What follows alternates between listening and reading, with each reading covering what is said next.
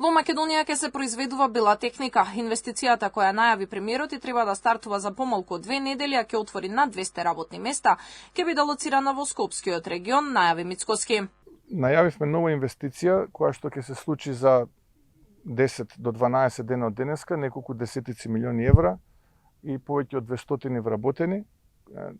Целосно ќе биде производството наменето за извоз на бела техника. Не е само оваа инвестиција која ќе се реализира за краток период. На крајот на следниот месец треба да се удрат темелите и на инвестицијата која владата ја најави на стартот на мандатот. Станува збор за ветерен парк на територијата помеѓу 3 општини Карпинци, Штип и Радовиш, чија изградба ќе чини половина милиарда долари со производствен капацитет од 1 терават часови електрична енергија.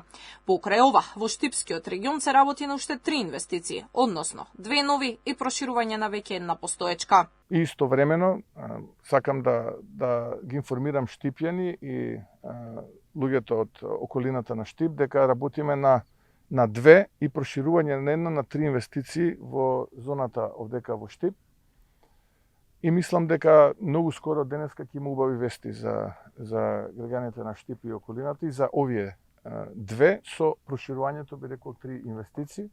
Вкупно сумарно ќе биде околу 1000 и повеќе од 1000 нови вработувања и неколку стотици милиони евра. Премиерот е задоволен што владините политики даваат резултати. Буџетот е во добра кондиција, јавниот долг е намален, инфлацијата е стабилизирана, што создава услови за засилување на економскиот раст. Мицкоски е оптимист дека до крајот на годинава растот на економијата ќе ги надмине проекциите на меѓународните финансиски институции. Поттик за растот ќе бидат и инвестициските проекти во општините од над 250 милиони евра, зашто наредниот месец ќе има и прераспределба на средства од државната каса. Логично е да има прераспределба во месецот кој што следи, поради импликацијата врз буџетските средства како резултат на проектите кои што ги поднесоа општините за финансирање од овој втор повик. Сепак се 15 милиарди денари.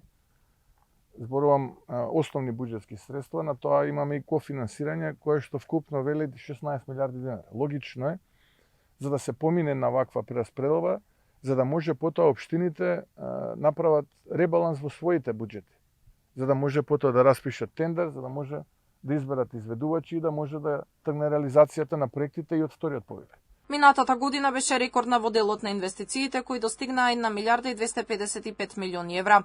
Овој тренд продолжува и допрва според очекувањата треба да засили. Според податоците за првиот квартал јавниот долг е намален за 4,7% поени, споредено со крајот на минатата година. За само 3 месеци јавниот долг забележал пат од 62,4% на 57,7% од бруто домашниот производ.